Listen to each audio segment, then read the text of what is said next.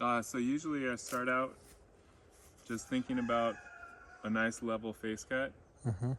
So if you imagine balancing a glass of water on the tip of your bar, it's a good way to kind of understand where your level is. Or if you just hold the saw, it kind of balance. That depends on the bar length, I guess.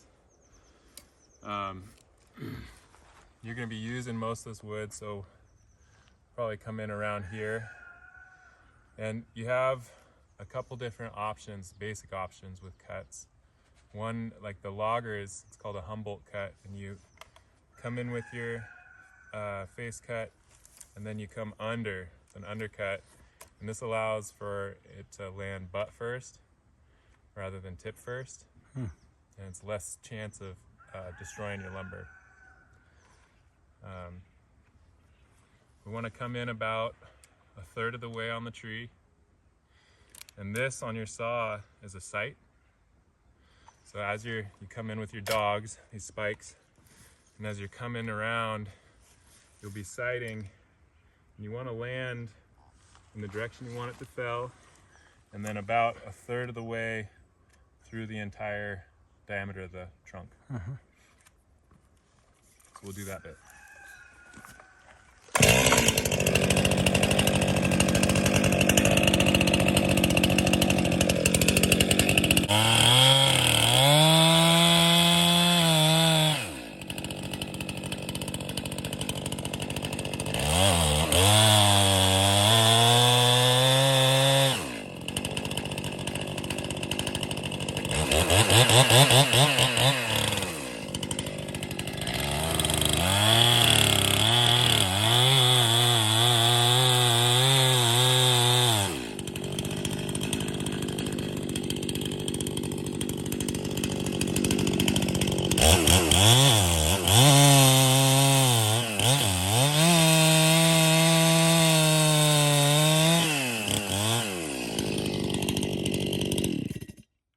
So you made your first cut, and now you're going to look to clean up the face, because you really want, this is what's called a Dutchman. When your initial cut goes further than your undercut, we want to clean that up. We want them to meet with a clean point. Okay, why? What happens if you don't? Well, you don't exactly know where your hinge wood is. Okay. And it's just like a door hinge. It might fall in the false direction. Yep. Uh-huh. So I'm going to come back in and just take a little more of this wood.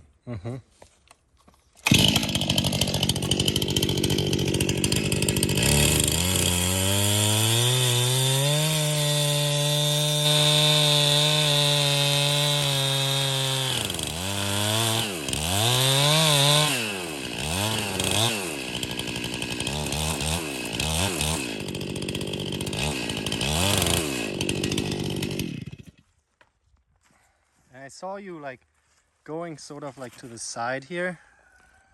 That like helps you to like gauge where it falls. I'm not sure I understand exactly what you mean. You were like standing like right here, like kind of like cutting it from the side. Oh yeah, well, if I'm coming in with my back cut, I want to be able to look down the sight. Oh, this is the sight. This is the sight here. It's on both sides. This is the sight.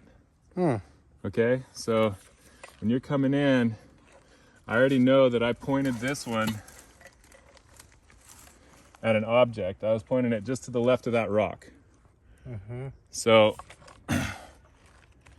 I'm gonna leave about 10%, 5 to 10% of holding wood that's gonna direct where the tree lands.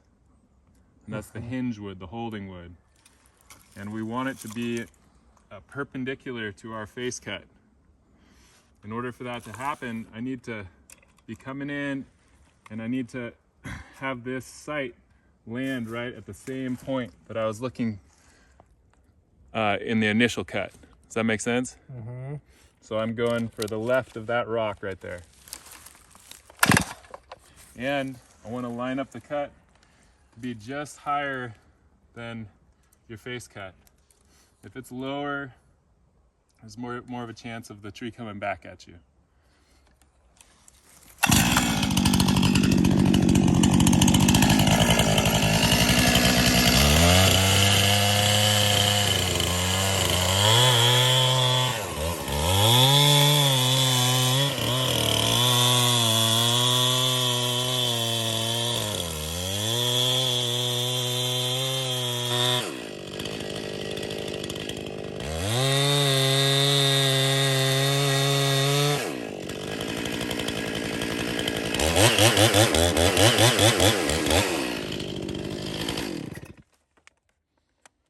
Okay, now you know if your bar is getting pinched, that the tree's leaning back at you. Uh-huh. But it's always a good practice to come in with a wedge. And you want it to lean it back at you for a moment. You will basically go until it starts pinching. No, not necessarily. Okay.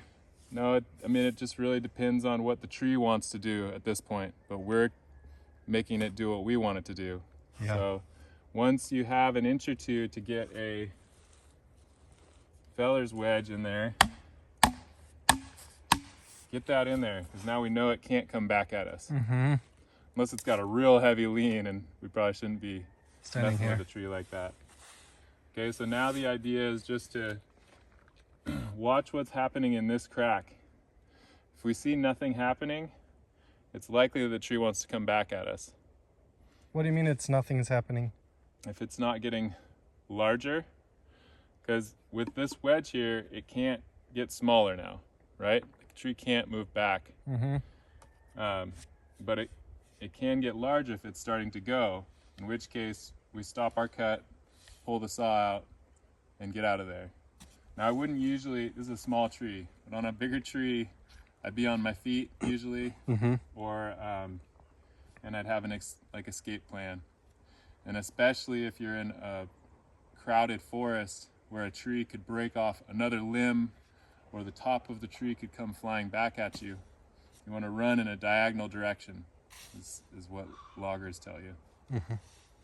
So, but we've got, most of the limbs are reaching for the sun over here. You can see on this tree. So I'm pretty certain that it's going to go right where we want it when I start making this cut. Okay.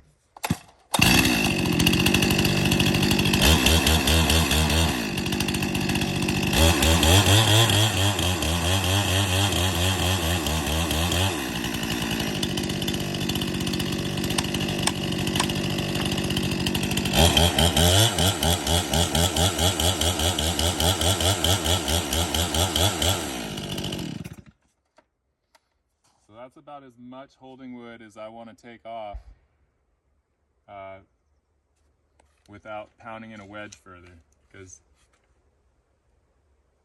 I'm kind of surprised it's not just going over. You know, we could push on it, but if this were a bigger tree, this isn't going to do anything. Now does it's doing it wants to something. go, so there it goes.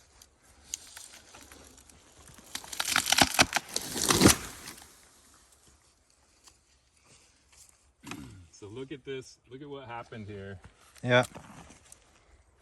I was surprised it tore like that, but if you look right at the stump here, look like kind of overhead view, coming down. So this is our face cut, right? Yeah. And we did the Humboldt cut, and this is our holding wood, or our hinge wood. Mm-hmm. And this is what holds the tree to fell in the direction we'd like it to. And it looks pretty good. Generally, you kind of want it right in the center of the tree to get that sapwood or heartwood. And you can tell if somebody was kind of coming in too far, you'll be able to, like, you'll notice stumps now. When you look at stumps, sometimes you'll see more of a pizza shape here. And maybe the feller wanted to leave holding wood on this side to swing the tree around, but generally it's a good practice to have equal distance on either side. In other words, like just a parallel straight line like that. Right. That's it? That's it.